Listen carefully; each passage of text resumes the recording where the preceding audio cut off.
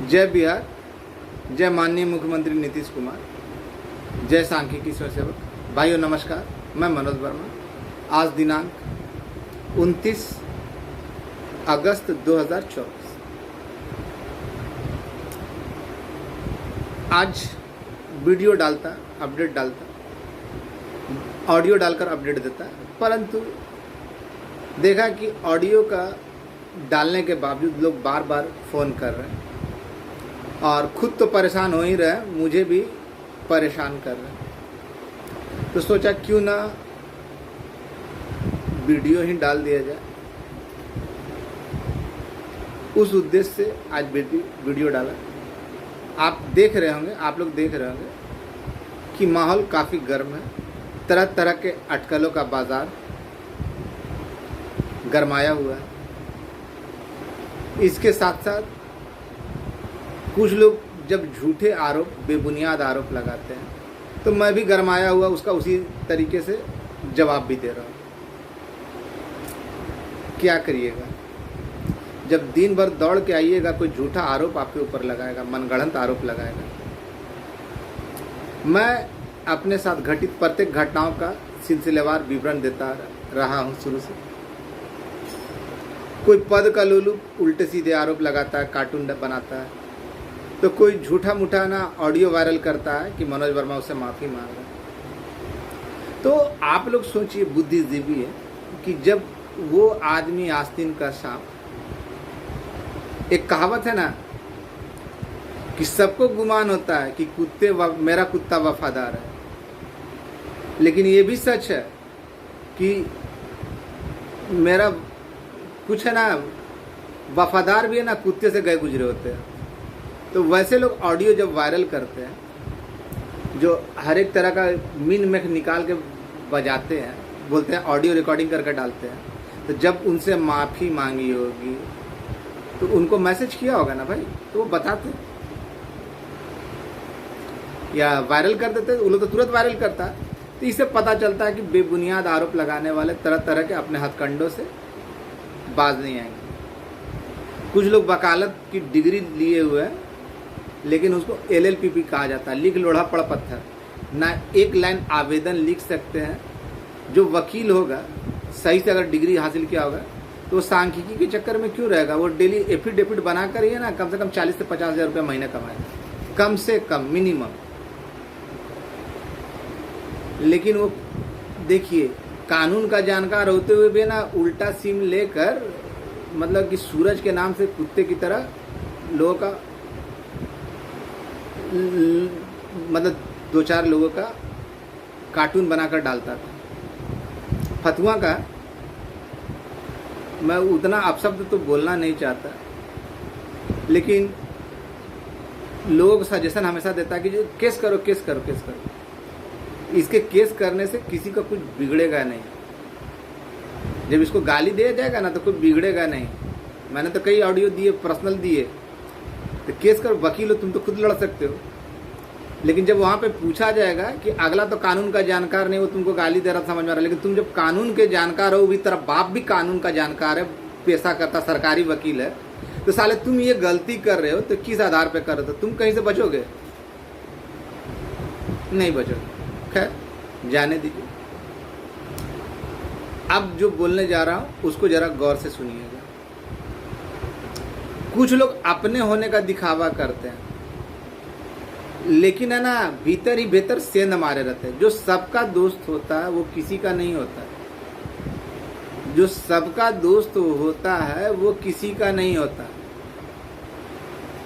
आपके सामने आपकी, उसके सामने उसकी, आपकी बुराई उसके सामने, उसकी बुराई आपके सामने, यही होता है। और ये आज अक्षरश से साबित हो गया।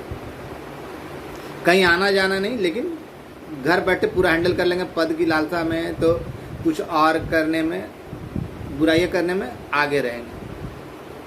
केवल घर बैठ के ग्रुप ही बना सकते हैं। खैर, वो भी चाहने दीजिए। अब जो बोलने जा रहा हूँ उसको जरा ध्यान से सुनिएगा। जितने भी कोर्ट गए न्यायालय के मामले त्रिसदस्यीय में हैं, उन सभी विभागों के लोगों को मैं सूचित करना चाहता हूँ कि भाई लोग लाख कुछ बोले, उस पर मत जाइए, चाहे मेरे संग में हो चाहे अन्य संग में। जो लोग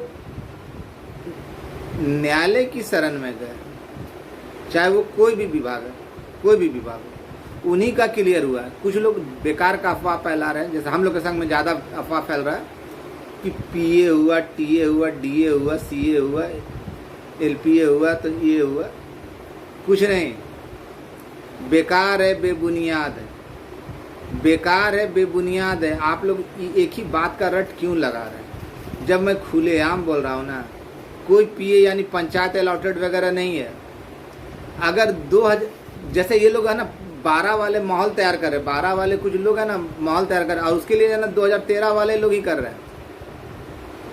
अगला नेता जो है ना बोलता है ना कि भगवान तुल्य, वो भी 2013 वाला है, वो भी 2013 वाला है, और 2012 का होगा तो वो भी छट रहा है, जो कि ऐसा असंभव है। तो भाई 2012 वाला अगर पंचायत अलॉटेड, तो 2013 में भी बहुत सारे लोगों को पंचायत मिला था ना, वो भी पंचायत अलॉटेड है, तब तो वही लोग का होना चाहिए।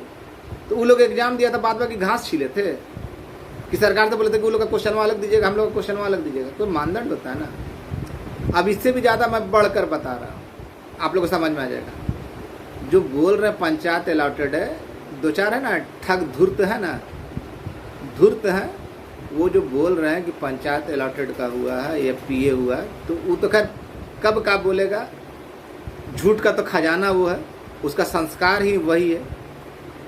हम तो चलो गाली देते हैं तो मान लिया कि मेरा संस्कार, तो हम गलत का बर्दाश्त नहीं करते, उसका प्रत्युत्तर, कड़ा प्रत्युत्तर दे। लेकिन ये पता है ना कि झूठ बोलकर लोगों को ठगने वाला इस संस्कार कहाँ से लाया था, कौन सा बीज डाला गया था। अब जो बोल रहा हूँ उसको सुन लीजिए, कोई पंचायत अलॉटेड नहीं है। अगर पंचायत अलॉटेड अगर 2012 वाला को होगा तो 2012 वाला से ज़्यादा शक्तिशाली ना 2010 वाला है। उसको तो नियुक्ति पत्र बशर्ते पूरा ना मिला है, सांख्यिकी मित्र। क्यों, कैसी कहे। लेकिन ये सब के चक्कर में आप लोग पड़िए ही नहीं, ये लोग घन चक्कर बना रहे।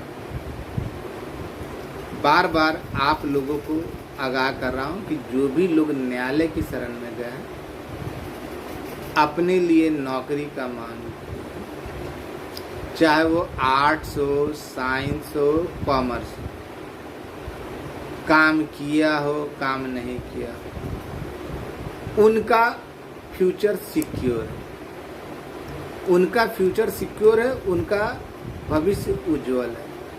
और वैसे लोग जो केस में नहीं गए, उनके लिए बात चल रही है, बात किया जा रहा है, उसके लिए रास्ता ढूंढा जा रहा है, उसके लिए रास्ता बनाया जा रहा है, यही ना कहा। और उसके लिए जितने भी उपाय है करने का, मैं कर रहा हूँ अपने स्तर से।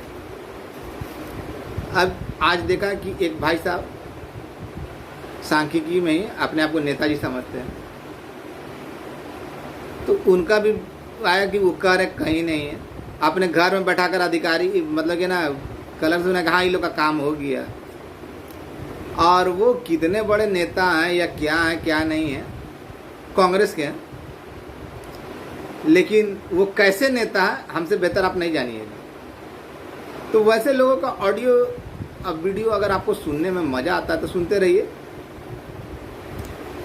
क्योंकि जब एक चीज़ सुन लीजिए, वो कांग्रेस के नेता, कांग्रेस के नेता अधिकारियों के पास तो जो बड़े बड़े लोग जाते हैं ना, सत्ता पक्ष के लोग जाते हैं, तब उनसे नहीं बताया जाता, तब उनको नहीं बताया जाता है। दो चार पदाधिकारी बता देते हैं, जब काफ़ी करीब होते हैं तो बता देते हैं। तो ये कांग्रेसी भाई साहब को कोई बताएगा? अगर ये इतने ही पावरफुल थे तो एक बार माननीय मुख्यमंत्री जी के पास जाना चाहिए था इनको। आज ऑडियो देख रहा था, मैं उनके ऊपर कटाक्ष नहीं करना चाहता था, लेकिन विवश हो गया। वो नेता है, लेकिन किस प्रकार के कैसे नेता है हमसे बेहतर आप लोग नहीं जानते होंगे, हमसे बेहतर आप लोग नहीं जानते होंगे। नहीं तो बोलिए, छेड़ने के लिए हमको बोलिए, हम पूरा छेड़ देंगे।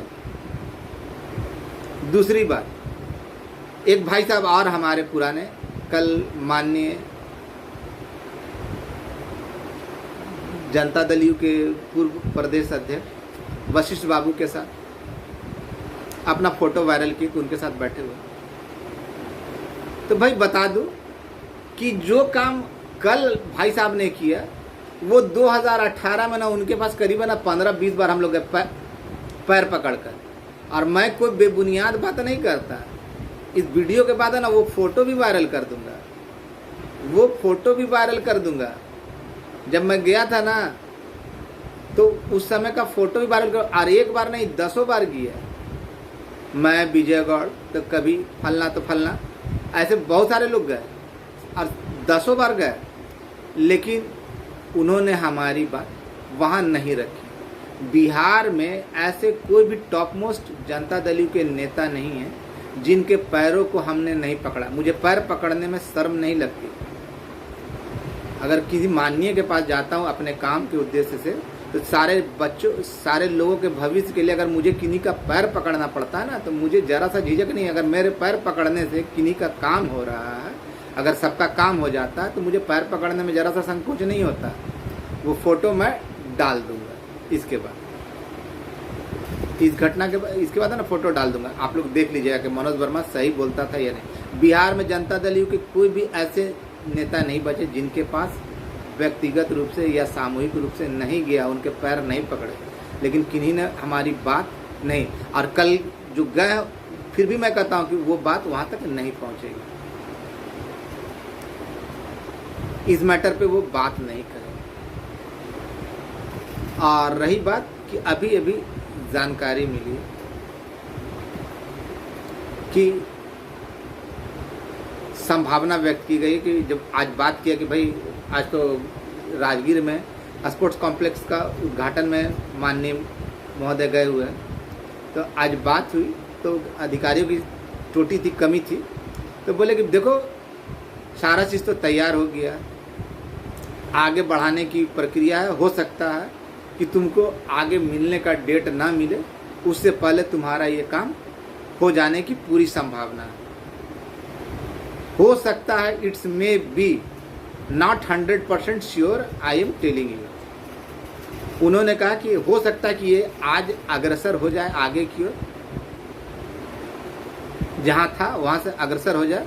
मैंने 2-4 लोग वहाँ पे, मेरा जहाँ पे जाना है वहाँ पे है ना, मेरा तो खुद का कोई स्रोत नहीं है, लेकिन वहाँ पे जिनके स्रोत हैं मित्र में ही, मुजफ्फरपुर के हैं सुनील भाई, तो उनको बोला कि भाई आप अपने स्तर से पता कर लीजिए, पता करवा लीजिए, क्या कि सूचना मिली है कि तुमको आगे मिलने का समय उम्मीद कम रखो, उससे पहले, मिलने के समय से पहले तुम्हारा काम हो जाएगा, और नहीं होगा तब तो आगे जो करना है सो करना है।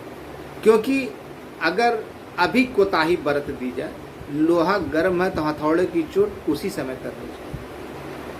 क्योंकि मामला ठंडे बस्ते में जाए या उसको थोड़ी देर के लिए पेंडिंग कर दिया जाए, तो बाद में कब क्या हो कोई नहीं जानता। जो हो जाता है सो हो जाता है। तो इसके लिए जो जानकारी थी कि आगे अग्रसर आज होने वाला है, अब पूरा कंफर्म नहीं किया गया, लेकिन जिस भाई को मैंने कहा वो भाई वहाँ पे उनके संपर्क सूत्र हैं, वो बताएंगे शाम 6 बजे तक के करीब में, वो बताएंगे। उसका ज़रूरत होगी तो ऑडियो दिया जाएगा।